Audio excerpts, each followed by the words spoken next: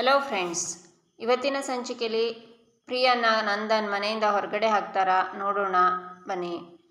ಮದುವೆಗೆ ಮುಂಚೆ ನಮ್ಮ ಮನೆ ಪರಿಸ್ಥಿತಿ ಎಲ್ಲ ಹೇಳಿದ್ದೆ ಅಲ್ವಾ. ಈಗ ಮದುವೆ ಆಗಿಬಿಡೋಣ, ಆಮೇಲೆ ನನಗೆ ಬೇಕಾದ ಹಾಗೆ ಎಲ್ಲ ಬದಲಾಯಿಸ್ಕೊಂಡ್ರೆ ಆಯಿತು ಅಂತ ಅಂದ್ಕೊಂಡೆ ನೀನು ಅಂತಾರೆ ನಂದನ್. ಇಲ್ಲ ಮಾವ, ನನ್ನಿಂದ ತಪ್ಪಾಗಿದೆ, ದಯವಿಟ್ಟು ಕ್ಷಮಿಸಿಬಿಡಿ ಮಾವ, ಈ ಥರ ಎಲ್ಲ ಮಾತಾಡಬೇಡಿ ಮಾವ, ನನಗೆ ತುಂಬ ನೋವಾಗುತ್ತೆ, ಪ್ಲೀಸ್ ಮಾವ ಅಂತಾಳೆ ಪ್ರಿಯಾ. ನಿಜ ಹೇಳು ಪ್ರಿಯಾ, ಆ ರೂಮ್ಗೆ 26,000 ಅಂತ ನಿನಗೆ ಯಾವಾಗ ಗೊತ್ತಾಯಿತು ಅಂತಾರೆ ನಂದನ್. ಹೋಟೆಲ್ಗೆ ಹೋದ್ಮೇಲೆ ಗೊತ್ತಾಗಿದ್ದು ಮಾವ ಅಂತಾಳೆ ಪ್ರಿಯಾ. ಆಯಿತು, ನೀವು ಹೋಟೆಲ್ಗೆ ಹೋದ್ಮೇಲೆ ಗೊತ್ತಾಯ್ತಲ್ವಾ 26,000 ಅಂತ. ಆಗ್ಲಾದರೂ ನನಗೊಂದು ಫೋನ್ ಮಾಡಬೇಕಾಗಿತ್ತು. ಒಂದು ವೇಳೆ ನಿನ್ನ ಗಂಡ ತಡೆದಿದ್ದರೂ ನೀ ನನಗೆ ಕಾಲ್ ಮಾಡಬೇಕಾಗಿತ್ತು. ಮಕ್ಕಳು ಹೋಗಿದ್ದಾರೆ, ಆಗಿದ್ದಾಯಿತು ಅಂತ ನಾನು ದುಡ್ಡು ಅಡ್ಜಸ್ಟ್ ಮಾಡಿ ಕಳಿಸ್ತಿದ್ದೆ ಕಣೆ. ಕಡೆ ಪಕ್ಷ ನೀನು ಮನೆಗೆ ಬಂದ ಮೇಲಾದರೂ ಈ ವಿಷಯ ಹೇಳ್ಬೋದಿತ್ತಲ್ವ ನನಗೆ. ಬೇರೆ ವಿಷಯ ಎಲ್ಲ ತೊಗೊಂಡು ಬಂದು ನನ್ನ ಹತ್ರ ಹೇಳ್ತೀಯಾ? ಈ ವಿಷಯ ಯಾಕೆ ಹೇಳಿಲ್ಲ ನೀನು? ಅಮೂಲ್ಯ ಮನೆ ಪಾಠ ಹೇಳ್ಕೊಡೋಕೆ ಹೋಗ್ತಿದ್ದಾಳೆ ಅಂತ 2 ಸಲ ಬಂದು ನನ್ನ ಹತ್ರ ಚಾಡಿ ಹೇಳಿದ್ಯಲ್ಲ ನೀನು. ನಿನ್ನ ತಪ್ಪನ್ನು ನೀನು ಯಾಕೆ ಮುಚ್ಚಿಟ್ಟೆ ಅಂತಾರೆ ನಂದನ್. ಮುಚ್ಚಿಡೋದು ನನ್ನ ಉದ್ದೇಶ ಆಗಿರಲಿಲ್ಲ ಮಾವ ಅಂತಾಳೆ ಪ್ರಿಯಾ. ಮೀನಾ, ಅಮೂಲ್ಯ, ನಿಮ್ಮಿಬ್ಬರಿಗೂ ಈ ವಿಷಯ ಗೊತ್ತಿತ್ತಾ ಅಂತಾರೆ ನಂದನ್. ಗೊತ್ತಿತ್ತು ಮಾವ ಅಂತಾಳೆ ಮೀನಾ. ನನಗೆ ವಿಚಿತ್ರ ಅನ್ನಿಸ್ತಾ ಇರೋದು ಏನು ಗೊತ್ತಾ, ವಲ್ಲಭನ ನಾನು ಚೀತು ಅಂತ ಬೈದು ಅವನ ಮನೆಯಿಂದ ಆಚೆ ಹಾಕೋಕೆ ಹೊರಟಿದ್ರು ನೀನು ಏನೂ ಮಾತಾಡದೆ ನಿಂತಿದ್ಯಲ್ಲ. ನಿನ್ನನ್ನು ನೀನು ಕಾಪಾಡ್ಕೊಳ್ಳೋಕ್ಕೆ ದುಡ್ಡು ಕದ್ದಿದ್ಯಾ ಅಂತ ಅವನ ಮೇಲೆ ಆರೋಪ ಮಾಡಿ ಅವನ್ನ ಮನೆಯಿಂದ ಆಚೆ ಹಾಕೋಕ್ಕೆ ನಾನು ಮುಂದಾದಾಗ ವಲ್ಲಭ ಸುಮ್ಮನೆ ಇದ್ದ. ವಿಷಯ ಗೊತ್ತಿದ್ದು ಕೇಶವ, ಮೀನಾ, ಅಮೂಲ್ಯ ಅವರು ಸುಮ್ಮನೆ ಇದ್ದರು. ಆದರೆ ನೀನು ಲಾಭಕ್ಕೋಸ್ಕರ ಸುಮ್ಮನೆ ಆಗಿದ್ದೆ ಅಲ್ವಾ. ನೀನಿಷ್ಟು ಸ್ವಾರ್ಥಿ ಅಂತ ನಾನು ಅಂದ್ಕೊಂಡಿರಲಿಲ್ಲ ಪ್ರಿಯಾ ಅಂತಾರೆ ನಂದನ್. ಅಯ್ಯೋ ಇಲ್ಲ ಮಾವ ಅಂತಾಳೆ ಪ್ರಿಯಾ. ಮಾತಾಡಬೇಡ ನೀನು, ಎಲ್ಲರ ಹತ್ರ ಹೇಳ್ಕೊಂಡು ಬಂದಿದ್ದೆ ನಾನು, ಸಿಕ್ಕಿದ್ರೆ ಪ್ರಿಯಾ ಅಂತ ಸೊಸೆ ಸಿಗಬೇಕು ಅಂತ. ಅಷ್ಟೇ ಹೆಮ್ಮೆಯಿಂದ ಹೇಳ್ಕೊಂಡು ಬಂದಿದ್ದೆ. ಎಷ್ಟು ನಂಬಿದ್ದೆ ನಾನು ನಿನ್ನ ಪ್ರಿಯಾ. ನನ್ನ ನಂಬಿಕೆನ ನುಚ್ಚು ನೂರು ಮಾಡಿಬಿಟ್ಟೆ ನೀನು ಅಂತಾರೆ ನಂದನ್. ಮಾವ ಪ್ಲೀಸ್ ನನ್ನ ಕ್ಷಮಿಸ್ಬಿಡಿ ಮಾವ, ನಾನು ನಿನ್ನ ಯಾವತ್ತೂ ಈ ತಪ್ಪು ಮಾಡಲ್ಲ ಮಾವ. ಅತ್ತೆ ನೀವಾದರೂ ಮಾವಂಗೆ ಹೇಳಿ ಅತ್ತೆ ಅಂತಾಳೆ ಪ್ರಿಯಾ. ಈಗ ಯಾಕೆ ಕಳ್ತಿದ್ಯಾ ನೀನು? ದುಡ್ಡು ಖರ್ಚು ಮಾಡಿದ್ದಾಯಿತು, ಆ ದುಡ್ಡು ಹೋಗಿದ್ದು ಆಯಿತು. ನೀನು ಮಾಡಿದ ತಪ್ಪಿಂದ ಮಗನ್ನೇ ಆಚೆ ದಬ್ಬೋ ಪರಿಸ್ಥಿತಿ ಬಂದಾಯ್ತಲ್ಲ, ಈಗ ಯಾಕೆ ಮಾಡ್ತಿದ್ಯಾ ಅಂತಾರೆ ಗಿರಿಜಾ. ನಾನು ಹುಡುಕದೆ ಮದುವೆ ಮಾಡದೆ ಹೋದರೂ ಕೇಶವ, ವಲ್ಲಭನ ಕೈ ಹಿಡಿದ ಹೆಣ್ಮಕ್ಳು ತುಂಬ ಒಳ್ಳೆಯವರು. ಆ ಥರ ನನ್ನ ಹಿರಿ ಮಗ ಮಾಧವಂಗೆ ಒಂದು ಗುಣವಂತ ಸೊಸೆ ಬೇಕು, ಈ ಮನೆ ಮೆಚ್ಚೋ ಸೊಸೆ ಆಗಬೇಕು. ಎಲ್ಲದಕ್ಕಿಂತ ಹೆಚ್ಚಾಗಿ ಈ ಕುಟುಂಬದ ಒಗ್ಗಟ್ಟು ಕಾಪಾಡಬೇಕು ಅಂತ ನಾನು ಆಸೆ ಪಟ್ಟೆ ಪ್ರಿಯಾ. ಯಾವ ಕುಂದುಕೊರತೆ ಇಲ್ಲದೆ ಇರೋ, ಹುಳುಕಿಲ್ಲದೆ ಇರೋ ಒಬ್ಬ ಗುಣವಂತೆ ನನ್ನ ಸೊಸೆ ಆಗಬೇಕು ಅಂತ ನಿನ್ನ ಹುಡುಕಿ ನಾನು ಸೊಸೆ ಮಾಡಿದ್ದಕ್ಕಲ್ವಾ ನಾನು ಅಂದುಕೊಂಡಂಗೆ ಮಾಧವನ ಮದುವೆ ಮಾಡಿದ್ದೀನಿ. ನನ್ನ ಮನೆಗೆ ತಕ್ಕನಾದ ಸೊಸೆ ಬಂದಿದ್ದಾಳೆ ಅಂತ ಒಂದು ಭ್ರಮೆನಲ್ಲಿದ್ದೆ ಪ್ರಿಯಾ. ಆದರೆ ಇವತ್ತು ಆ ಭ್ರಮೆ ಕಳಿಸೋಯ್ತು. ಯಾಕಂದರೆ ನೀನು ನಾನು ಅಂದ್ಕೊಂಡಿರೋ ಹುಡುಗಿ ಅಲ್ವೇ ಅಲ್ಲ ಪ್ರಿಯಾ ಅಂದಂತೂ ಸಾಬೀತಾಗೋಯ್ತು. ಇಷ್ಟು ಬೇಗ ನನಗೆ ಅರ್ಥ ಮಾಡಿಸಿದ್ದಕ್ಕೆ ಅಂತ ಕೈ ಮುಗಿದು ನಂದನ್ ನಿಂತ್ಕೋತಾರೆ. ಮಾವ ಪ್ಲೀಸ್ ಮಾವ, ನನ್ನನ್ನು ಕ್ಷಮಿಸ್ಬಿಡಿ ಮಾವ, ಪ್ಲೀಸ್ ಮಾವ ಅಂತಾಳೆ ಪ್ರಿಯಾ. ನಂದನ್ ಸಿಟ್ಟಿಂದ ಅಲ್ಲಿಂದ ಹೋಗ್ತಾರೆ. ಅತ್ತೆ ನೀವಾದರೂ ಮಾವಂಗೆ ಹೇಳಿ ಅತ್ತೆ, ನಾನು ಬೇಕು ಅಂತ ಮಾಡಿಲ್ಲ ಅತ್ತೆ ಅಂತ ಹೇಳ್ತಾಳೆ ಪ್ರಿಯಾ. ಅಣ್ಣ ಅತ್ತಿಗೆನ ಕರ್ಕೊಂಡು ಹೋಗು ಅಂತಾನೆ ಕೇಶವ. ಆದರೆ ಮಾಧವ ಸಿಟ್ಟಿಂದ ಒಬ್ಬನೇ ರೂಮಿಗೆ ಹೋಗ್ತಾನೆ. ಈಚೆ ಕಿಚನಲ್ಲಿ ಗಿರಿಜಾ ದೇವಸ್ಥಾನಕ್ಕೆ 20 ರೂಪಾಯಿ, ಅರ್ಚನೆಗೆ 30 ರೂಪಾಯಿ, ಬಸ್ ಚಾರ್ಜು 44 ರೂಪಾಯಿ ಅಂತ ಲೆಕ್ಕ ಹಾಕ್ತಾ ಇರುವಾಗ ಮೀನಾ, ಅಮೂಲ್ಯ ಬಂದು ನೋಡ್ತಾರೆ. ಅತ್ತೆ ಏನು ಲೆಕ್ಕ ಹಾಕ್ತಿದ್ದೀರಾ ಅಂತಾಳೆ ಮೀನಾ, ನಾವು ಮದುವೆ ಆದ ಟೈಮಲ್ಲಿ ಈ ಹನಿಮೂನು ಅನ್ನೋ ಪದನೇ ಇರಲಿಲ್ಲ ಕಣೆ. ನಾವು ಮದುವೆ ಆದಾಗ ಹನಿಮೂನಿಗೆ ಅಂತ ಎಲ್ಲಿ ಹೋಗಿದ್ವಿ ಗೊತ್ತಾ? ದೊಡ್ಡಬಳ್ಳಾಪುರದಿಂದ ಚಿಕ್ಕಬಳ್ಳಾಪುರಕ್ಕೆ ಹೋಗಿದ್ವಿ. ಹನಿಮೂನು ಅಂತ ಹೋಗಿ ಉಳ್ಕೋಬೇಕು ಅಂದರೆ ಈ ರೂಮು ಗೀಮು ಅಂತ ಖರ್ಚಾಗತ್ತೆ ಅಂತ ಬೆಳಿಗ್ಗೆ ಹನಿಮೂನಿಗೆ ಹೋಗಿ ಸಂಜೆ ಬಂದು ಮನೆ ಸೇರ್ಕೊಂಡಿದ್ದೀವಿ. ಆವಾಗ ನಿಮ್ಮ ಮಾವನ್ನ ಪ್ರೊವಿಷನ್ ಸ್ಟೋರ್ಸು ಇರಲಿಲ್ಲ, ನಾವು ಬೇರೆ ಓಡೋಗಿ ಮದುವೆ ಆಗಿದ್ದಲ್ವಾ, ನಮ್ಮ ಹತ್ರ ದುಡ್ಡು ಕಾಸು ಇರಲಿಲ್ಲ. ಆಮೇಲೆ ನಿಮ್ಮ ಮಾವಂಗೆ ಸ್ವಲ್ಪ ದುಡ್ಡು ಸೇರಿದ ಮೇಲೆ ನನಗೆ ಸುತ್ತಾಡೋಕ್ಕೆ ಅಂತ ಅಲ್ಲೂ ಇಲ್ಲೂ ಕರ್ಕೊಂಡು ಹೋಗ್ತಾಯಿದ್ರು ನಿಮ್ಮ ಮಾವ ಪ್ರಿಯಾ. ಮಾಧವ ಹನಿಮೂನಿಗೆ ಹೋಗೋಕ್ಕೆ ಒಪ್ಕೊಂಡಿದ್ದು ದೊಡ್ಡ ವಿಷಯ ಅಂದ್ಕೊಂಡೆ. ಅದರಲ್ಲೂ 5,000 ರೂಪಾಯಿಗೆ ಅವರು ಒಪ್ಕೊಂಡಿರೋದೇ ಹೆಚ್ಚು. ಅಂಥದ್ರಲ್ಲಿ 26,000 ರೂಪಾಯಿ ಒಳ್ಳೆ ನೀರು ತರಹ ಖರ್ಚು ಮಾಡ್ಕೊಂಡು ಬಂದಿದ್ದಾಳಲ್ಲೇ, ಸಾಲದಕ್ಕೆ ಅದನ್ನು ಮನೆಯವ್ರ ಹತ್ರ ಮುಚ್ಚಿಟ್ಟಿದ್ದಾಳೆ. ಎಷ್ಟಿರಬೇಡ ಅವಳಿಗೆ ಅಂತಾರೆ ಗಿರಿಜಾ. ಅತ್ತೆ ಈ ವಿಷಯ ಮೊದಲೇ ನನಗೆ ಗೊತ್ತಿತ್ತು. ಅವತ್ತು ಭಾವಂಗೆ ದುಡ್ಡಿನ ಸಮಸ್ಯೆ ಆದಾಗ ಕೇಶವ ನನ್ನ ಹತ್ರ ಬಂದು ದುಡ್ಡು ಕೇಳಿದ್ದ. ನಾನು ಪ್ರಿಯಾಕಂಗೆ ಬುದ್ಧಿ ಕಲಿಸೋದಕ್ಕೆ ದುಡ್ಡು ಕೊಡಲಿಲ್ಲ ಅತ್ತೆ. ಅವತ್ತು ನಾನು ಕೊಟ್ಟಿದ್ದಿದ್ರೆ ಇವತ್ತು ಇಷ್ಟೆಲ್ಲ ಸಮಸ್ಯೆ ಆಗ್ತಿರ್ಲಿಲ್ಲ. ಇವತ್ತು ವಲ್ಲಭ ಈ ಥರ ಸಿಕ್ಕಾಕೋತಾನೆ ಅಂತಲೂ ನನಗೆ ಗೊತ್ತಿರಲಿಲ್ಲ ಅತ್ತೆ. ಈ ಥರ ಸತ್ಯ ಆಚೆ ಹೊರಗೆ ಬರುತ್ತೆ ಅಂತಲೂ ಗೊತ್ತಿರಲಿಲ್ಲ. ಸಾರಿ ಅತ್ತೆ, ಸಾರಿ ಅಮ್ಮು ಅಂತಾಳೆ ಮೀನಾ. ಹೋಗಲಿ ಬಿಡೆ ಮೀನಾ, ನೀನು ಯಾಕೆ ಅವಳು ಮಾಡಿರೋ ತಪ್ಪಿಗೆ ಕ್ಷಮೆ ಕೇಳಬೇಕು. ಇಷ್ಟಕ್ಕೂ ನಿನ್ನ ಜಾಗದಲ್ಲಿ ನಾನಿದ್ದಿದ್ರೆ ನಾನು ಹಾಗೆ ಬೈದು ಕಳಿಸ್ತಿದ್ದೆ. ಮಾಡೋ ತಪ್ಪೆಲ್ಲ ಮಾಡಿಬಿಟ್ಟು ಎಲ್ಲರ ಹತ್ರ ಬಂದು ಯಾಕೆ ದುಡ್ಡು ಕೇಳಬೇಕು? ಒಂದು ವೇಳೆ ನೀನೇನಾದರೂ ಅವಳಿಗೆ ದುಡ್ಡು ಕೊಟ್ಟಿದ್ದಿದ್ರೆ ಈ ವಿಚಾರ ಎಲ್ಲ ನಿಮ್ಮ ಮಾವನ ಮುಂದೆ ಬೆಳಕಿಗೆ ಬರ್ತಾನೆ ಇರಲಿಲ್ಲ. ಆಗಿದ್ದೆಲ್ಲ ಒಳ್ಳೇದಕ್ಕೆ ಅಂತಾರೆ ಗಿರಿಜಾ. ಆದರೂ ಅತ್ತೆ, ಈ ಸತ್ಯ ಆಚೆ ಬರೋಕ್ಕೆ ವಲ್ಲಭ ಸಿಕ್ಕಾಕೋಬೇಕಿತ್ತ? ನನಗೆ ಬೇಜಾರಂದರೆ ಮನೇಲಿ ಏನೇ ತಪ್ಪು ನಡೀಲಿ ಮಾವ ವಲ್ಲಭನೇ ಯಾಕೆ ಪ್ರಶ್ನೆ ಮಾಡಬೇಕು? ಈ ಮನೇಲಿ ತಪ್ಪು ಮಾಡೋದು ಅವನು ಒಬ್ಬನೇ ಅಂತನಾ? ಇವಾಗೇನೋ ಸತ್ಯ ಆಚೆ ಬಂತು, ವಲ್ಲಭ ತಪ್ಪು ಮಾಡಿಲ್ಲ ಅನ್ನೋದು ಪ್ರೂವ್ ಆಯಿತು. ಇವತ್ತು ಮಾಧವ ಭಾವ ಮಾತಾಡಿಲ್ಲ ಅಂತಂದರೆ ವಲ್ಲಭ ಮನೆಯಿಂದ ಆಚೆ ಹೋಗಬೇಕಾಗಿತ್ತಲ್ವ ಅತ್ತೆ? ಇದು ಯಾವ ನ್ಯಾಯ ಹೇಳಿ? ನನಗಂತೂ ಈ ವಿಚಾರದಲ್ಲಿ ತುಂಬ ಬೇಜಾರಾಗ್ತಿದೆ ಅತ್ತೆ ಅಂತಾಳೆ ಅಮೂಲ್ಯ. ನನಗೇನು ಬೇಜಾರಿಲ್ಲ ಅಂದ್ಕೊಂಡಿದ್ಯಾ? ಹೌದು, ವಲ್ಲಭನ ವಿಚಾರ ಮಾತಾಡ್ದಾಗೆಲ್ಲ ಅವ್ನು ಕಂಡ್ರೆ ಇಷ್ಟನೇ ಇಲ್ಲ, ಚೀತು ವ್ಯಾ ಅಂತಲೇ ಇರ್ತೀಯ. ಆದರೆ ಇವತ್ತು ಅವನ್ನ ಬೈದಿದ್ದಕ್ಕೆ ಎಷ್ಟೆಲ್ಲ ವಾದ ಮಾಡಿದೆ ಅಲ್ಲ ಅಮ್ಮ? ಅಲ್ಲ, ಹಾಗೆ ಮದುವೆ ಆಗಿದ್ದಕ್ಕೆ ಇಷ್ಟೆಲ್ಲ ವಾದ ಮಾಡ್ತೀಯಾ? ಇನ್ನೇನಾದರೂ ನೀವಿಬ್ಬರು ನಿಜವಾಗ್ಲೂ ಪ್ರೀತಿಸಿ ಮದುವೆ ಆಗಿದ್ದರೆ ಇವತ್ತು ನಮ್ಮ ಮನೇಲಿ ನಡೆದಿದ್ದ ಘಟನೆಗೆ ವಲ್ಲಭನ ಕರ್ಕೊಂಡು ಮನೆಯಿಂದ ಹೊರಟೆ ಹೋಗ್ತಿದ್ಯೋ ಏನೋ ಅಲ್ವಾ ಅಂತಾರೆ ಗಿರಿಜಾ. ಹಾಗೆಲ್ಲ ಏನಿಲ್ಲ ಅತ್ತೆ, ನನಗೆ ತುಂಬ ಬೇಜಾರಾಗಿದೆ. ಮಾವನ ಮೇಲೂ ಬೇಜಾರಾಗಿದೆ, ಪ್ರಿಯಾ ಅಕ್ಕನ ಮೇಲೂ ಬೇಜಾರಾಗಿದೆ. ಮಾವ ಯಾರೇ ತಪ್ಪು ಮಾಡಿದರೂ ವಲ್ಲಭನ ಮೇಲೆ ಡೌಟ್ ಪಡ್ತಾರೆ. ಮತ್ತು ಪ್ರಿಯಾ ಅಕ್ಕ ನಾವೆಲ್ಲ ವಲ್ಲಭನ ಬಚಾವ್ ಮಾಡೋಕ್ಕೆ ಎಷ್ಟೆಲ್ಲ ಪ್ರಯತ್ನ ಮಾಡ್ತಿದ್ರು, ಅವ್ರು ಸುಮ್ಮನೆ ನಿಂತಿದ್ರು. ಅವ್ರು ಎಷ್ಟು ಸೆಲ್ಫಿಶ್ ಅನ್ನಿಸ್ತಾ ಇತ್ತು ಗೊತ್ತಾ ಅಂತಾಳೆ ಅಮೂಲ್ಯ. ಅಲ್ಲ, ಅವತ್ತು ಮೀನಾ ಬೋಂಡ ತಂದಿದ್ದಕ್ಕೆ ಮನೇಲಿ ಎಷ್ಟೆಲ್ಲ ಗಲಾಟೆ ಮಾಡಿದ್ಲು ಅಮ್ಮು. ಟ್ಯೂಷನ್ ಮಾಡ್ತೀನಿ ಅಂದರೆ ಹೋಗಿ ಎರಡೆರಡು ಸಲ ನಿನ್ನ ಮಾವನ ಹತ್ರ ಚಾಡಿ ಚುಚ್ಚಿದ್ದು ಅವಳೇ. ಅದೇ ಇವತ್ತು ತಪ್ಪು ಮಾಡಿದಾಗ ಹೇಗೆ ಒಳ್ಳೆ ಗುಮ್ಮು ಗುಸ್ಕನ್ ತರಹ ನಿಂತಿದ್ಲು. ಇದೆಲ್ಲ ನನಗೆ ಒಂಚೂರು ಇಷ್ಟ ಆಗಲ್ಲ ಕಣೆ ಅಂತಾರೆ ಗಿರಿಜಾ. ಆಗ ಪ್ರಿಯಾ ನಿಧಾನಕ್ಕೆ ಬರ್ತಾ ಇವ್ರ ಮಾತನ್ನು ಕೇಳಿಸ್ಕೊತಾಳೆ. ಹೋಗಲಿ ಬಿಡಿ ಅತ್ತೆ ಅಂತಾಳೆ ಮೀನಾ. ಏನು ಹೋಗಲಿ ಬಿಡೋದು? ಮೊದಲನೇ ಸಲ ನಂದಗೋಕುಲದಲ್ಲಿ ದುಡ್ಡಿನ ಬೆಲೆನೇ ಗೊತ್ತಿಲ್ಲದೆ ಇರೋ ಒಬ್ಬ ವ್ಯಕ್ತಿ ಸೇರ್ಕೊಂಡಿದ್ದಾನೆ ಅಂತ ನನಗೆ ಅನಿಸ್ತು ಗೊತ್ತಾ ಅಂತಾರೆ ಗಿರಿಜಾ. ಈಚೆ ನಂದನ್ ರೂಮಲ್ಲಿ ಬೇಜಾರಲ್ಲಿ ಕೂತಿರ್ತಾರೆ. ಆಗ ಗಿರಿಜಾ ಬಂದು, ರೀ ಏನ್ರಿ ಅಂದ್ಕೊಂಡಿದ್ದೀರಾ ನೀವು? ವಲ್ಲಭ ದುಡ್ಡು ತೊಗೊಂಡಿದ್ದಾನೆ ಅಂದ ತಕ್ಷಣ ಅವನ್ನ ಹೊಡೆದು ಬೈದು ಮನೆಯಿಂದ ಹೊರಗಡೆ ಹಾಕೋಕ್ಕೆ ಮುಂದಾಗಿದ್ರಲ್ಲ ರೀ ನೀವು. ಇಷ್ಟೆಲ್ಲ ಅವನು ಯಾರಿಗೋಸ್ಕರ ಮಾಡ್ದೆ ಹೇಳಿ? ಅವನ ಅಣ್ಣ ಅತ್ತಿಗೆಗೋಸ್ಕರ ತಾನೆ. ಪ್ರತಿ ಸಲ ಏನೇ ತಪ್ಪಾದರೂ ಆ ತಪ್ಪನ್ನು ವಲ್ಲಭನೇ ಮಾಡಿದ್ದಾನೆ ಅಂದ್ಕೊಂಡು ಅವನಿಗೆ ಹೊಡೆದು ಬಡ್ದು ಶಿಕ್ಷೆ ಕೊಡೋಕ್ಕೆ ಮುಂದಾಗ್ತೀರಾ? ಆಮೇಲೆ ಗೊತ್ತಾಗುತ್ತೆ ವಲ್ಲಭ ಮಾಡಿರೋ ತಪ್ಪಿನ ಹಿಂದೆ ಯಾವುದೋ ಒಂದು ಒಳ್ಳೆ ಉದ್ದೇಶ ಇರುತ್ತೆ ಅಂತ. ಇಷ್ಟೆಲ್ಲ ಆದರೂ ಮುಂದೆ ಇನ್ನೊಂದು ಸಲ ಯಾರಾದರೂ ತಪ್ಪಾದರೆ ಇದೇ ಥರನೇ ನಡ್ಕೋತೀರಾ? ಅಲ್ಲ ರೀ, ವಲ್ಲಭ ನಿಮ್ಮ ಮಗ ರೀ. ಅವನ ಮೇಲೆ ನಂಬಿಕೆ ಇಲ್ವಾ ನಿಮಗೆ? ಇಲ್ಲ ರೀ, ಎಷ್ಟೇ ಬೈಸಿದ್ರೂ ಬೈಸ್ಕೊತಾನೆ, ಎಷ್ಟೇ ಹೊಡೆದ್ರೂ ಹೊಡೆಸ್ಕೊತಾನೆ ಅನ್ನೋ ತಾತ್ಸಾರ ನಿಮಗೆ ಅಲ್ವಾ? ಒಂದು ಅರ್ಥ ಮಾಡ್ಕೊಳ್ಳಿ, ಈ ಮನೇಲಿ ಯಾರಿಗೇನೇ ಕಷ್ಟ ಬಂದರೂ ಏನೇ ತೊಂದರೆ ಬಂದರೂ ಅದಕ್ಕೆ ಮೊದಲು ಬಂದು ನಿಂತ್ಕೊಳ್ಳೋದು ನಮ್ಮ ಮಗ ವಲ್ಲಭನೇ. ಅದೇ ತರಹ ಮನೇಲಿ ಏನೇ ತಪ್ಪು ಆ ಹೊಣೆನ ಹೊರಿಸೋದು ವಲ್ಲಭನ ಮೇಲೇ. ಇದು ಯಾವ ನ್ಯಾಯ?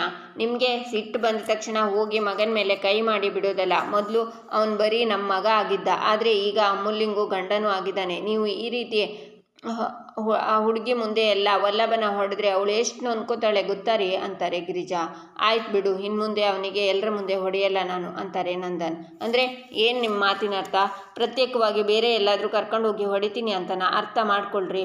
ಬೆಳೆದು ನಿಂತಿರೋ ಮಕ್ಕಳನ್ನ ಹೊಡೆಯೋದು ಸರಿಯಲ್ಲ ರೀ ಅಂತಾರೆ ಗಿರಿಜಾ. ಆಯ್ತು ಬಿಡು ಗಿರಿಜಾ, ನೋಡು ನಂದು ಮಕ್ಕಳದ್ದು 1000 ಇರುತ್ತೆ, ನೀನು ಮಧ್ಯೆ ಮೂಗು ತೋರಿಸು ಬೇಡ ಅಂತಾರೆ ನಂದನ್. ಹಾಗೆಲ್ಲ ಮೂಗು ತೋರಿಸದೇ ಇರೋದಕ್ಕೆ ಆಗಲ್ಲ ರೀ. ಯಾಕೆಂದರೆ ನಾವು ಇರೋದು ಒಂದು ಕೂಡು ಕುಟುಂಬ ರೀ. ಈ ಕೂಡು ಕುಟುಂಬ ಒಂದು ರಂಗೋಲಿ ಇದ್ದ ಹಾಗೆ. ಈ ರಂಗೋಲಿಲಿ ಒಂದು ಚುಕ್ಕಿಯಿಂದ ಮತ್ತೊಂದು ಚುಕ್ಕಿಗೆ ಸಂಬಂಧ ಇದ್ದೇ ಇರುತ್ತೆ. ಒಂದು ಚುಕ್ಕಿನ ಬೆಸ್ಕೊಂಡಿರೋ ಗೆರೆನ ಮತ್ತೊಂದು ಚುಕ್ಕಿನ ಬೆಸ್ಕೊಂಡಿರುತ್ತೆ ರೀ. ಹಾಗಾಗಿ ಇಲ್ಲಿ ನಡೆದ್ರೂ ಅದೆಲ್ಲರಿಗೂ ಸಂಬಂಧಪಟ್ಟಿರೋ ವಿಷಯನೇ ಆಗಿರುತ್ತೆ. ಇವತ್ತೇನು ಮಾಧವ ಧೈರ್ಯವಾಗಿ ವಿಷಯ ಹೇಳ್ದ, ಇಲ್ಲ ಅಂದಿದ್ರೆ ನನ್ನ ಮಗ ಮನೆ ಬಿಟ್ಟು ಆಚೆ ಹೋಗ್ತಿದ್ದ ಅಲ್ವಾ? ಇಲ್ಲಿ ನೋಡಿ, ಮಾಡದೇ ಇರೋ ತಪ್ಪಿಗೆ ನಿಮ್ಮ ಮಗ ವಲ್ಲಭನ್ನೇ ಹೊಣೆ ಮಾಡ್ತಿದ್ರಿ, ಸರಿ ಹೋಗಲ್ಲ ರೀ. ನಾಳೆ ದಿನ ಅಮೂಲ್ಯ ಬಂದು, ಮಾವ ನೀವು ಯಾವಾಗಲೂ ನನ್ನ ಗಂಡನ ಬೈತಿರ್ತೀರಾ, ನಮಗೆ ಈ ಮನೇಲಿ ಇರೋಕ್ಕಾಗೋದಿಲ್ಲ ಅಂತ ಅವ್ರು ಹೊರಗಡೆ ಹೊರಟ್ರೆ ಆಗ ಏನು ಮಾಡ್ತೀರಾ? ಅಥವಾ ಇವತ್ತು ವಲ್ಲಭ ತಪ್ಪು ಮಾಡ್ದ ಅಂತ ಅವನ್ನ ಮನೆಯಿಂದ ಹೊರಗೆ ಹಾಕೋಕ್ಕೆ ಹೋಗಿದ್ರಲ್ಲ, ವಲ್ಲಭನ ತಪ್ಪಿಲ್ಲ ಪ್ರಿಯನ್ ತಪ್ಪು ಅಂತ ಗೊತ್ತಾದ ಮೇಲೆ ಅವಳನ್ನು ಮನೆಯಿಂದ ಹೊರಗಡೆ ಹಾಕ್ತೀರಾ ಅಂತ ಅಮೂಲ್ಯ ನಮ್ಮ ಹತ್ರ ಕೇಳಿದರೆ ಆಗ ನಮ್ಮ ಹತ್ರ ಏನು ಉತ್ತರ ಹೇಳುತ್ತೆ ರೀ? ಇಲ್ಲಿ ನೋಡಿ, ವಲ್ಲಭ ಕೇಶವ ದುಡ್ಡು ತಗೊಂಡು ತಪ್ಪು ಮಾಡಿದರೆ ಆ ತಪ್ಪಿಗೆ ಶಿಕ್ಷೆ ಕೊಡಿ, ಅದರ ಬಗ್ಗೆ ನನಗೆ ಯಾವ ಆಕ್ಷೇಪಣೆಯೂ ಇಲ್ಲ. ಆದರೆ ಮಕ್ಕಳು ಯಾಕೆ ತಪ್ಪು ಮಾಡ್ತಿದ್ದಾರೆ ಅಂತ ನೀವು ಒಂದು ಮಾತು ಕೇಳಲ್ಲ ರೀ. ಕಾರಣ ಕೇಳದೆ ಅವರನ್ನು ಮೈದು ಹೊಡೆದು ಮಾಡ್ತೀರಾ. ಅದು ವಿಷಯ ಗೊತ್ತಾದ ಮೇಲೆ ಹೀಗೆ ಒಬ್ಬರೇ ಬಂದು ರೂಮಲ್ಲಿ ಕೂತ್ಕೊಂಡು ಕೊರಗ್ತೀರಾ. ಅದರ ಬದಲು ಸಮಾಧಾನವಾಗಿ ಯಾಕೆ ಅಂತ ಮಕ್ಕಳನ್ನ ನೀವೇ ಕೇಳ್ಬೋದಲ್ಲ ರೀ. ನೀವು ಕೇಳಿಲ್ಲ, ಆಗಲೂ ಅಮೂಲ್ಯ ಹೇಳ್ತಾನೆ ಇದ್ಲಲ್ಲ, ಮಾವ ನನ್ನ ಗಂಡ ಸ್ವಾಭಿಮಾನಿ, ಅವನು ದುಡಿತಾ ಇರುವಾಗ ಅವ್ನು ಯಾಕೆ ಮಾವ ನಿಮ್ಮ ದುಡ್ಡು ಕದೀತಾನೆ ಅಂತ. ಆವಾಗಲಾದರೂ ನೀವು ಒಂಚೂರು ಯೋಚನೆ ಮಾಡ್ಬೋದಿತ್ತಲ್ಲ ರೀ. ಇವತ್ತು ತಪ್ಪೆಲ್ಲ ಪ್ರಿಯಂದೆ ಅಂತ ಗೊತ್ತಾದ ಮೇಲೂ ನೀವು ವಲ್ಲಭನ ಹತ್ರ ಹೋಗಿ ಒಂದು ಮಾತು ಆಡಿಲ್ವಲ್ಲ. ಯಾಕೆ ಹೇಳ್ರಿ? ನಿಮಗೆ ನಿಮ್ಮ ಸ್ವಾಭಿಮಾನ ಅಡ್ಡ ಬರುತ್ತಲ್ವಾ? ನೋಡಿ, ಒಂದು ಮಾತು ಹೇಳ್ತೀನಿ ಕೇಳಿ. ನನ್ನ ಮಗ ವಲ್ಲಭ ಯಾವತ್ತಿದ್ರೂ ಸರಿ, ಯಾವತ್ತಿದ್ರೂ ಅವ್ನು ಸರಿ ದಾರಿಲೇ ನಡೆಯೋದಿರಿ. ದಯವಿಟ್ಟು ನೀವು ಅವನ ಬಗ್ಗೆ ಈ ರೀತಿ ತಪ್ಪು ತಿಳ್ಕೊಳ್ಳೋದನ್ನು ಬಿಟ್ಬಿಡಿ ಅಂತಾರೆ ಗಿರಿಜಾ. ಆಗ ನಂದನ್ ಗಿರಿಜಾ ಕೈನ ಮುಟ್ಟಿ ಹೊರಗಡೆ ಬರ್ತಾರೆ. ಆಗ ಪ್ರಿಯಾ ಬಂದು ನಂದನ್ ಕಾಲು ಹಿಡ್ಕೊಂಡು, ಮಾವ ದಯವಿಟ್ಟು ನನ್ನ ಕ್ಷಮಿಸ್ಬಿಡಿ ಮಾವ, ನಾನು ಬೇಕು ಅಂತ ಏನೂ ತಪ್ಪು ಮಾಡಿಲ್ಲ ಮಾವ, ಪ್ಲೀಸ್ ಮಾವ, ನಿಮ್ಗೇನಾದರೂ ಕೋಪ ಇದ್ರೆ ನನಗೆ ಒಂದೆರಡು ಮಾತು ಬೈದ್ಬಿಡಿ, ಬೇಕಿದ್ರೆ ಹೊಡೆದ್ಬಿಡಿ ಮಾವ, ದಯವಿಟ್ಟು ನನ್ನ ಹತ್ರ ಮಾತಾಡದೇ ಇರಬೇಡಿ ಅಂತ ಹೇಳ್ತಾಳೆ ಪ್ರಿಯಾ. ಏಳು ಮೇಲೆ ಹೇಳಮ್ಮ, ಅಳೋದು ನಿಲ್ಲಿಸು, ಕಣ್ಣೀರು ಒರೆಸ್ಕೊ. ಆಯಿತು, 5,000 ಅಂದ್ಕೊಂಡಿರೋ ರೂಮು 26,000 ಅಂತ ನಿನಗೆ ಅಲ್ಲಿಗೆ ಹೋದ್ಮೇಲೆ ಗೊತ್ತಾಯಿತು. ಎಲ್ಲ ವಿಷಯ ಗೊತ್ತಾದರೆ ನಾನು ಬೈತೀನೋ ಅಂತ ಈ ವಿಷಯ ನೀನು ಮುಚ್ಚಿಟ್ಟೆ, ಮಾಧವನು ಮುಚ್ಚಿಟ್ಟ. ನಿಮಗೆ ದುಡ್ಡು ಹಾಕಿರೋ ಕೇಶವ, ವಲ್ಲಭ, ಸುಂದ್ರ ಅವರು ಈ ವಿಷಯನ ಮುಚ್ಚಿಟ್ರು. ನನಗೆ ಬೇಜಾರಾಗ್ತಿರೋದು ನೀವು ವಿಷಯ ಮುಚ್ಚಿಟ್ಟಿದ್ರ ಬಗ್ಗೆ. ಈ ವಿಷಯದ ಬಗ್ಗೆ ಅಮೂಲ್ಯ ಮೀನಂಗೂ ಗೊತ್ತಿತ್ತು, ಆದರೆ ಅವ್ರು ಬಂದು ನನ್ನ ಹತ್ರ ಹೇಳಲಿಲ್ಲ. ಅವರು ವಿಷಯನ ಮುಚ್ಚಿಟ್ರು. ಯಾಕೆ ಹೇಳು? ನಮ್ಮ ಅಕ್ಕನ ನಾವು ಬಿಟ್ಕೊಡ್ಬಾರ್ದು ಅನ್ನೋ ಉದ್ದೇಶದಿಂದ ಎಲ್ಲರ ಮನೇಲೂ ಹೊರಗಿತ್ತಿರೋ ಒಬ್ಬರ ಮೇಲೊಬ್ಬರು ಆರೋಪ ಮಾಡ್ತಿರ್ತಾರೆ. ಆದರೆ ಇಲ್ಲಿ ನಿನ್ನ ಅವರು ಕಾಪಾಡ್ತಿದ್ದಾರೆ. ಈ ಮನೋಭಾವ ನಿನ್ಗ್ಯಾಕಿಲ್ಲ ಪ್ರಿಯಾ? ನಾನು ಬಯಸಿ ಹುಡುಕಿ ತಂದ ಸೊಸೆ ನೀನು ಇಷ್ಟು ಸ್ವಾರ್ಥಿ ಆಗ್ತೀಯಾ ಅಂತ ನಾನು ಅಂದ್ಕೊಂಡಿರಲಿಲ್ಲ ಅಂತಾರೆ ನಂದನ್. ತಪ್ಪಾಯಿತು ಮಾವ, ದಯವಿಟ್ಟು ನನ್ನ ಕ್ಷಮಿಸ್ಬಿಡಿ ಅಂತಾಳೆ ಪ್ರಿಯಾ. ಮಾಧವ ಆವಾಗ ಮಾತಾಡಿದ್ರಿಂದ ತಪ್ಪು ಯಾರದು ಸರಿ ಯಾರದು ಗೊತ್ತಾಯ್ತಲ್ವಾ? ಇಲ್ಲ ಅಂದಿದ್ರೆ ಅನ್ಯಾಯವಾಗಿ ನಾನು ನನ್ನ ಮಗನ ಮನೆಯಿಂದ ಆಚೆ ಕಳಿಸ್ತಿದ್ದೆ. ವಲ್ಲಭ, ಮಾಧವ, ಕೇಶವನ್ ಥರ ಅಲ್ಲ ಪ್ರಿಯಾ. ಮಾಧವ, ಕೇಶವ ಯಾವಾಗಲೂ ನಾನು ಹಾಕಿದ ಗೆರೆನ ದಾಟಲ್ಲ. ಆದರೆ ಈ ಕತ್ತೆ ಬಡವ ವಲ್ಲಭ ಹಾಗಲ್ಲ, ನಾನು ಹಾಕಿದ ಗೆರೆನ ದಾಟ್ತಾನೆ ಅವನು. ಅದಕ್ಕೆ ನಾನು ಯಾವಾಗಲೂ ಅವನ್ನ ಬೈತಿರ್ತೀನಿ. ನನಗೆ ಗೊತ್ತು ಅವನು ಯಾವಾಗಲೂ ದಾಟೋದು ನಾನು ಹಾಕಿದ್ದ ನಿಯಮದ ಗೆರೆನೇ ಹೊರತು ನ್ಯಾಯದ ಗೆರೆ ಅಲ್ಲ ಅಂತ ಅಂತಾರೆ ನಂದನ್. ಆಗ ಎಲ್ಲರ ಮುಖದಲ್ಲೂ ಸ್ಮೈಲ್ ಬರುತ್ತೆ. ಆದರೂ ನಾನು ಅವನಿಗೆ ಬೈತಾನೆ ಇರ್ತೀನಿ, ಯಾಕಂದರೆ ನಾಳೆ ಸಮಾಜ ಅವನ್ನ ದೂಷಿಸಬಾರ್ದು ಅನ್ನೋ ಕಾರಣಕ್ಕೆ. ವಲ್ಲಭ ಸರಿಯಾಗಿ ಮಾಡಿದ್ದಾನೆ. ನಾನೇ ಒಂದು ವೇಳೆ ಅವನ ಜಾಗದಲ್ಲಿ ಇದ್ದಿದ್ರು ಅತ್ತಿಗೆ ಅಣ್ಣನ ಈ ಪರಿಸ್ಥಿತಿ ನೋಡಿ ದುಡ್ಡು ಹಾಕ್ತಿದ್ದೆ. ಅವ್ನು ಮಾಡಿದ ಕೆಲಸ ತಪ್ಪಿರ್ಬೋದು, ಮಾಡಿದ ಕೆಲಸ ರೀತಿ ಸರಿ ಇಲ್ಲದೆ ಇರ್ಬೋದು, ಆದರೆ ಅವನ ಹಿಂದಿನ ಉದ್ದೇಶ ನನಗಿಷ್ಟ ಆಯಿತು. ಆದರೆ ನೀನು ಮಾಡಿದ ಕೆಲಸ ನನಗೆ ಇಷ್ಟ ಆಗಲಿಲ್ಲ ಪ್ರಿಯಾ. ಈ ನಂದಗೋಕುಲಕ್ಕೆ ಯಾವತ್ತೂ ಶೋಭೆ ತರೋದಿಲ್ಲ. ಜೇನಿನ ಗೂಡಿನ ಹಾಗಿರೋ ಈ ನಂದಗೋಕುಲಕ್ಕೆ ಸ್ವಾರ್ಥ ಅನ್ನೋ ಕೊಲ್ಲು ಯಾವತ್ತೂ ಬೀಳಬಾರ್ದು ಅಂತಾರೆ ನಂದನ್. ಅಪ್ಪ, ನಿಮ್ಮ ದುಡ್ಡನ್ನು ನಾನು ಹೇಗಾದರೂ ಮಾಡಿ ಕ್ಲಿಯರ್ ಮಾಡ್ತೀನಿ, ಸ್ವಲ್ಪ ಟೈಮ್ ಬೇಕಾಗುತ್ತಷ್ಟೇ ಅಂತಾನೆ ವಲ್ಲಭ. ಈ ಮನೇಲಿ ನನ್ನ ದುಡ್ಡು ನಿನ್ನ ದುಡ್ಡು ಅಂತ ಏನಿಲ್ಲ. ನಾನು ದುಡ್ದಿದ್ದು ಎಲ್ರಿಗೂ ಸೇರಿದ್ದು. ನೀನೇನೂ ಕೊಡೋದು ಬೇಡ ಅದನ್ನು. ಆದರೆ ಇನ್ನು ಮುಂದೆ ಈ ಥರ ಏನೇನೋ ಸಾಹಸ ಮಾಡೋ ಬದಲು ಮನೆಗೊಬ್ಬ ಹಿರಿಯ ಅಂತ ಇದ್ದೀನಿ ನಾನು. ಏನೇನೋ ಮಾಡೋ ಧೈರ್ಯ ತೋರಿಸೋ ಬದಲು ಆ ಸತ್ಯ ನನಗೆ ಹೇಳೋ ಧೈರ್ಯ ತೋರಿಸು. ಗಿರಿಜಾ, ನಾನು ಅಂಗಡಿಗೆ ಹೋಗಿ ಬರ್ತೀನಿ ಅಂತ ನಂದನ್ ಹೋಗ್ತಾರೆ. ಈಚೆ ರೂಮಲ್ಲೇ ಪ್ರಿಯಾ ಅಳ್ತಿರ್ತಾಳೆ. ಪ್ರಿಯಾ, ಆಗಿದ್ದೆಲ್ಲ ಆಯಿತು, ಅಳಬೇಡ, ಸಮಾಧಾನ ಮಾಡ್ಕೊ ಅಂತಾನೆ ಮಾಧವ. ಇಲ್ಲ ರೀ, ನನ್ನ ಮನಸ್ಸಿಗೆ ತುಂಬ ಬೇಜಾರಾಗಿದೆ. ನಾನು ಈ ಮನೆಗೆ ಒಳ್ಳೆ ಸೊಸೆ ಆಗಬೇಕು ಅಂತ ಎಷ್ಟೆಲ್ಲ ಕಷ್ಟಪಟ್ಟಿದ್ದೀನಿ ಅಂತ ನಿಮಗೆ ಗೊತ್ತಾ? ನನಗೆ ಮಾತ್ರ ಗೊತ್ತು. ದಿನ ಬೆಳಿಗ್ಗೆ 4 ಗಂಟೆಗೆದ್ದು ಎಲ್ಲ ಕೆಲಸ ಮಾಡಿ ಅತ್ತೆಗಾಗಲಿ ಅಮ್ಮಗಾಗಲಿ ನಿಮ್ಮೆಲ್ರಿಗಾಗಲಿ ಯಾವ ಕೆಲಸನೂ ನಾನು ಮಾಡೋಕೆ ಬಿಡಲ್ಲ ರೀ. ಅಂಗಳ ಸಾರಿಸಿ, ರಂಗೋಲಿ ಹಾಕಿ, ದೇವ್ರ ಪೂಜೆ ಮಾಡಿ, ತಿಂಡಿ ಮಾಡಿ, ಅಡುಗೆ ಮಾಡಿ, ಎಲ್ಲ ಕೆಲಸನೂ ಮಾಡ್ತೀನಿ ರೀ. ಇಷ್ಟೆಲ್ಲ ಮಾಡಿ ಮಾವನ ಹತ್ರ ಒಳ್ಳೆ ಸೊಸೆ ಅನ್ಸ್ಕೊಳ್ಳೋ ಟೈಮಲ್ಲಿ ನೀವು ಒಂದೇ ಒಂದು ಸತ್ಯ ಹೇಳಿ ಎಲ್ಲನೂ ಹಾಳು ಮಾಡಿಬಿಟ್ರಿ ಅಂತ ಅಳ್ತಾಳೆ ಪ್ರಿಯಾ.